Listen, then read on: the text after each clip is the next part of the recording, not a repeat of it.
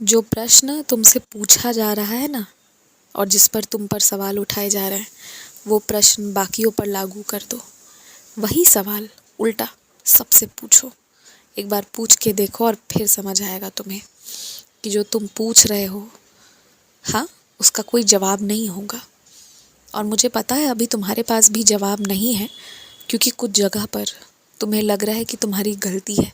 लेकिन मैं एक बात कहूँ, जब कुछ याद नहीं आए तो बहुत शांति से उस चीज़ के बारे में सोचो। तुम कुछ बातों को भूल गए हो, तुम एक बार ध्यान से सोचो, सब याद आ जाएगा। और ज्यों ही सब याद आएगा, उसके बाद तुम तुरंत इन सारी चीज़ों से निकल जाओगे। मेरा इतना आशीर्वाद है ना तुम पर कि तुम्हारा नाम खराब नहीं होगा, कोई तुम्हारा रास्ता रोकेगा नहीं। और एक बात कहूँ, तुम्हें जहाँ पर आमंत्रित नहीं किया गया शादी में, तुम्हें दुख है ना कि अब तुम्हें इतना करीबी नहीं समझा जाता, कि तुम्हें निमंत्रण पत्र नहीं भेजा गया। थोड़ा देखो, 1-1.5 साल समय दो, सारा वक्त बदलेगा। मुझे पता है जिस व्यक्ति ने ऐसा तुम्हारे साथ व्यवहार किया है, तुमने उस व्यक्ति को बहुत अपना माना था। और भले ही आज की तिथि में बातचीत कम होती थी, परंतु तुमने उस व्यक्ति को कभी अलग नहीं समझा था, हमेशा अपना माना था। और तुम्हें ये उम्मीद भी नहीं थी कि वो व्यक्ति कभी ऐसा भी कर सकता है कि तुम्हें वो अपने परिवार के इतने ज़रूरी कार्यक्रम में, इतने खुशी के मौके पर बुलाए नहीं, परंतु वो उसने किया।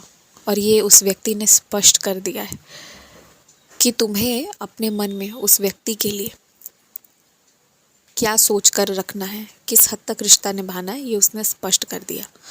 और बाकी एक बात कहूँ, तुम ही इन सारी चीज़ों से हटना चाहते थे। तुमने ही बहुत दिन पहले मुझसे कहा था कि साई, अब मैं केवल अपने लक्ष्य पर ध्यान देना चाहता हूँ, तो तमाम बाकी चीज़ों से मुझे हटा कर रखो, बचा कर रखो। तो अब मैं वही कर रहा हूँ। तो अब मैं जो कर रहा हूँ, मुझे मेरा काम करने दो, उसमें हस्तक्षेप अब तुम मत करो। जो तुमने एक लक्ष्य उठाया है ना, वो पूरा कर लो। ये सारे लोग ना तुम्हारे आगे आज जो तुम्हें नहीं पहचान रहे हैं, दुर्व्यवहार कर रहे हैं, कल को ये सारे लोग तुमसे मतलब रखने को भी परेशान होंगे। ये मुझे पता है, वक्त वक्त की बात है। अगर आज तुम्हें कोई नीचा समझ रहा है, समझने दो, ये उसके मन की बात है। पर उसके समझने से तुम वैसे थोड़ी हो रहे हो। जो वो कह रहा है, समझ रहा है, समझने दो। तुम किसी को सही कराने मत जाओ, तुम बस अपना काम करके दिखाओ। और एक बात पता है, तुम्हारे ही घर पर तुम्हारे ही कुछ रिश्तेदार, जिनसे भले तुम्हारी बातचीत नहीं होती है, परंतु कभी उनकी कहानी सुनना, कैसे वो लोग मेहनत किया करते थे। अगर तुम मेहनत करोगे ना, तुम किस जात, धर्म, प्रांत, कहाँ से आते हो, ये कोई मायना नहीं रखता। एक सृष्टि का नियम है, एकदम समझ लो इस बात को, कि एक नियम है सृष्टि का, और वो बहुत स्पष्ट नियम है कि जो मेहनत करेगा ना, उसे फल मिलेगा और मिलकर रहेगा, वो कोई नहीं छीन सकता। और ये नियम इतना स्पष्ट है ना कि कल को कुछ भी हो जाए, देश दुनिया में कुछ भी हो जाए, इस नियम से बढ़कर कुछ नहीं होगा। मेहनती बनो। देखो, तुमने जब से पूजा करना शुरू किया है, माला धारण किया है, जब से तुम शिव शक्ति में रमते जा रहे हो, देखो तुम्हारी मेहनत करने की क्षमता भी बढ़ रही है। अब ये और बढ़ेगी, तुम अपनी असली क्षमता पर पहुंचोगे और विजय प्राप्त करोगे।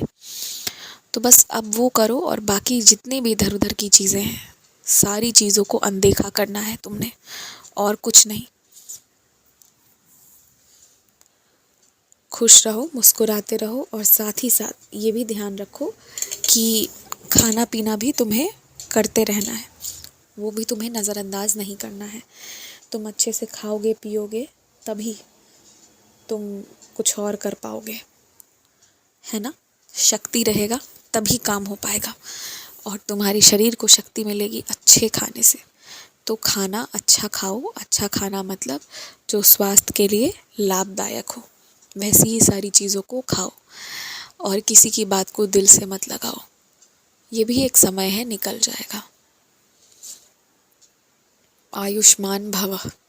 और इस वक्त तुम्हारा मंदिर, तुम्हारा काम है, उससे बड़ा और कुछ नहीं है।